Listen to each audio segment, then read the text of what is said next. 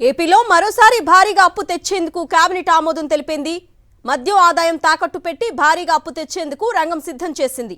11,850 కోట్లను beverages corporation ద్వారా సమీకరణకు కేబినెట్ నిర్ణయించింది. సంక్షేమ పథకాలకు నిధులు మద్యం ఆదాయం ద్వారా సమీకరించాలని కేబినెట్ నిర్ణయం తీసుకుంది. నిన్న ఆర్బీఐ ద్వారా 2,500 కోట్లు అప్పు సమీకరించింది చంద్రబాబు ప్రభుత్వం. ఇదే అంశంపై అప్డేట్స్ మా ప్రతినిధి సతీష్ అడిగి తెలుసుకుందాం. సతీష్, చెప్పండి, మరోసారి ఈ అప్పు దేనికి? అంటే సంక్షేమ పథకాలు వినియోగించిన దాఖలాలు గతంలో లేవు, మళ్ళీ ఈ అప్పు దేనికి?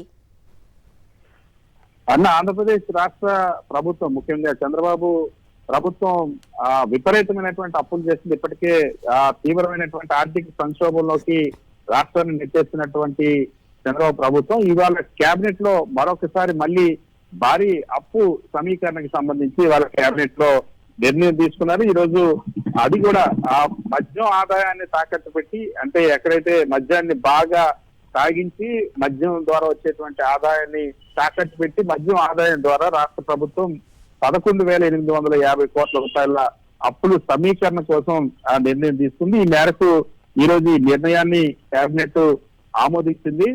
ఏవైతే బెవరేజ్ కార్పొరేషన్ ద్వారా బాండ్లను జారీ చేసి ఆ మద్యం ఆదాయం వస్తుంది కాబట్టి దానికి వాటి ఆదాయాన్ని గ్యారెంటీ ఉన్న ఉద్దేశంతో ఆ బాండ్లను జారీ చేసి దాని ద్వారా అప్పులు సమీకరించింది. గతంలో వాస్తవానికి 5,750 కోట్ల రూపాయలు సమీకరించాలని భావించారు. కానీ ఇప్పుడు దాన్ని 11,850 కోట్ల రూపాయల వరకు అప్పులు సమీకరించాలని నిర్ణయించారు.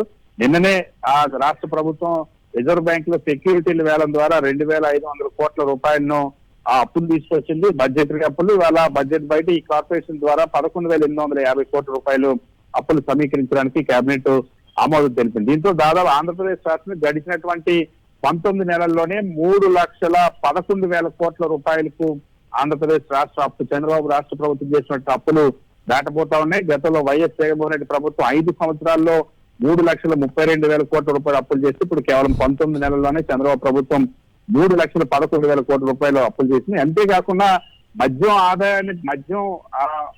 ఆదాయాన్ని తాకట్టు పెట్టి అప్పులు తీసుకున్న సందర్భంలో రాష్ట్ర ప్రభుత్వం సంక్షేమ పథకాలు ఎస్సీ, ఎస్టీ, బీసీలకు అందించడం కోసం ఈ అప్పులు తీసుకొస్తున్నట్టు చెప్తా ఉన్నారు. వాస్తవానికి ఏ సంక్షేమ పథకాలు హామీ ఎన్నికలు ఇచ్చినట్టు హామీ మేరకు అమలు చేయడం లేదు. కానీ అప్పులు మాత్రం దీన్ని ఈ సంక్షేమ పథకాల అమలు కోసం తీసుకొస్తున్నట్టు కేబినెట్ నోట్లో పేర్కొనడం అనేది విశేషం. Right Satish, thank you.